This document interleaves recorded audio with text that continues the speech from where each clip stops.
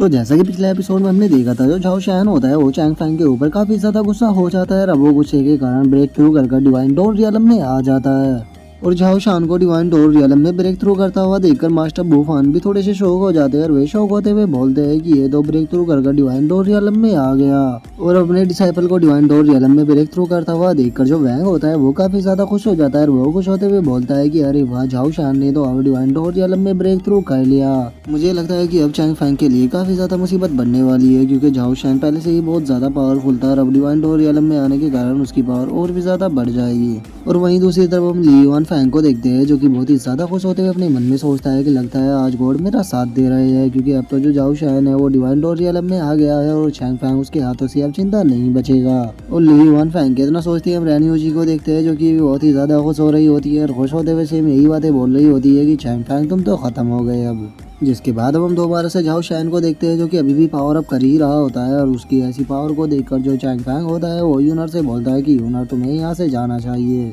जो सुनकर जो यूनर होती है वो चैंग फैंग के लिए थोड़ा परेशान होने लगती है और वो चैंग फैंग से बोलती है कि ब्रदर चैंग फैंग, हम दोनों यहाँ से साथ में ही जाएंगे। लेकिन जो चैंग फैंग होता है वो जानता है कि यूनर इसका सामना नहीं कर पाएगी, इसीलिए वो यूनर से बोलता है कि सिस्टर यूनर, ये बहुत ज़्यादा पावरफुल है और मुझे नहीं लगता कि आप इसका सामना कर पाओगी, तो इसीलिए प्लीज़ आपके लिए सही यही होगा कि आप यहाँ से चली जाइए, मैं बहुत ही जल्द आपके पास में आ जाऊँगा। जो सुनकर अब जो यूनर होती है वो थोड़ा सा उदास हो जाती है और वो जाते हुए बोलती है कि ठीक है, लेकिन तुम अपना ध्यान रखना, क्योंकि अगर तुम्हें कुछ भी हुआ तो मैं भी जिंदा नहीं बचूंगी। और इतना बोलकर अब जो यूनर होती है वो वहाँ से चली जाती है और जो चैंग फैंग होता है वो अब लड़ने के लिए पूरी तरह से रेडी होते हुए झाओ शैन से बोलता है कि झाओ शैन, आज यहाँ पर ना तो मैं मरने वाला हूँ और ना ही तुम मरने वाले हो, और मैं तुमसे वादा करता हूँ कि हम दोनों एक साथ में बैठ के ड्रिंक करेंगे।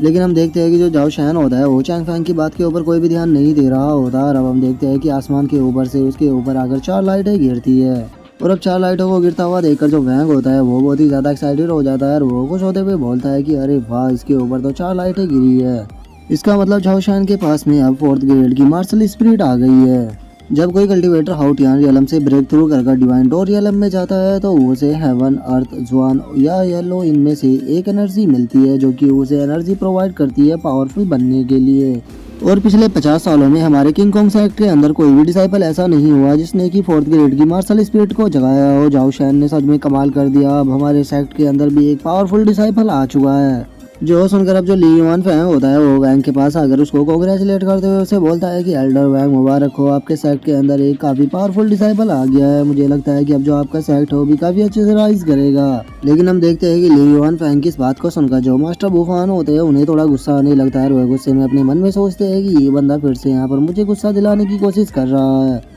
और इतना सोचकर अब जो सेक्ट मास्टर बुफान होते हैं वो ली युआन फैंग को एक रैपर चिपका देते हैं, जिस कारण अब जो ली युआन फैंग होता है वो चिल्लाते हुए सेक्ट मास्टर बुफान से बोलता है कि बुफान, आगे तुम ये क्या कर रहे हो, तुम मुझे बिना बात के क्यों मार रहे हो। और ली युआन फैंग की इस बात को सुनकर जो सेक्ट मास्टर होते हैं वो अपने ओरा को निकालते हुए ली युआन फैंग से बोलते हैं कि मेरा मन किया तो मैंने तुम्हें मार दिया, तो क्या तुम्हें इससे कुछ प्रॉब्लम है। और सेक्ट मास्टर बुफान के ओरा को देखकर जो ली युआन फैंग होता है वो शांत हो जाता है और वो शांत होते हुए बोलता है कि नहीं, मुझे कोई भी प्रॉब्लम नहीं है। और इतना बोलकर वो अपने मन में सोचता है कि बुफान, याद रखना, तुम मेरे साथ जो कुछ भी कर रहे हो मैं इस हर चीज़ का बदला लूंगा। जिसके बाद हम सेक्ट मास्टर बुफान को देखते हैं, जो कि चैंग फैंग की तरफ देखते हुए सोचता है कि पता नहीं चैंग फैंग इससे सर्वाइव कर पाएगा या नहीं। जिसके बाद हम झाओ शैन को देखते हैं, जो कि अभी भी पावर अप कर रहा होता है और उसकी अब जो बॉडी होती है वो भी बड़ा होना शुरू हो जाती है। और हम देखते हैं कि झाओ शैन की अब जो बॉडी होती है वो पहले से 2 गुना हो चुकी होती है और वो चैंग फैंग के सामने आके उससे बोलता है कि चैंग फैंग, मैं अब डिवाइन डोर रियलम में ब्रेक थ्रू कर चुका हूँ और उसी के साथ मेरे पास ग्राउंड बियर की ब्लड लाइन आ गई है,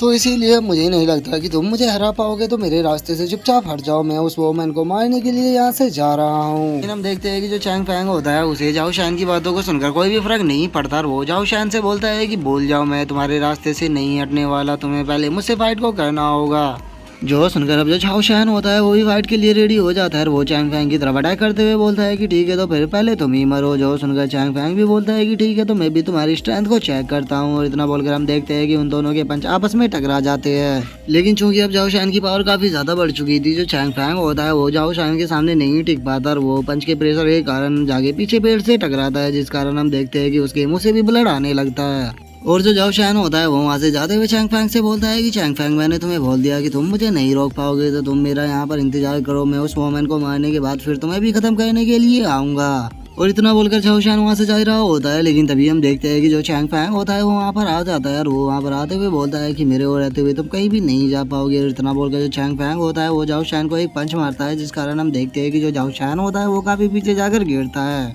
और जो चैंग फैंग होता है वो खुद के मुंह को पूछते हुए बोलता है कि इस ब्लड बर्निंग पिल का जो स्वाद था वो इतना अच्छा नहीं था। और अब चैंग फैंग की इस बात से हमें पता लग जाता है कि जो चैंग फैंग है उसने ब्लड बर्निंग पिल को खा लिया है, इसीलिए उसकी जो पावर है वो एकदम से बढ़ गई है। और अब ये पता लगने पर कि जो चैंग फैंग है उसने बर्निंग पिल को खा लिया है, जो ली युआन फैंग होता है वो बहुत ही ज्यादा शौक हो जाता है। और वो शौक होते हुए बोलता है कि क्या इसने ब्लड बर्निंग पिल को खा लिया है जो कि मैंने झाओशान को दिया था। और इतना बोलकर अब जो ली युआन फैंग होता है वो अपने मन ही मन में बहुत ही ज्यादा खुश होने लगता है। और वो खुश होते हुए बोलता है कि अरे वाह बहुत बढ़िया, अगर अब ये मरा भी नहीं और सर्वाइव भी कर गया तो उसके बाद ये पूरी तरह से एक कचरा बन जाएगा, क्योंकि जो ब्लड बर्निंग पिल है वो उसके पूरे कल्टीवेशन को खत्म कर देगी।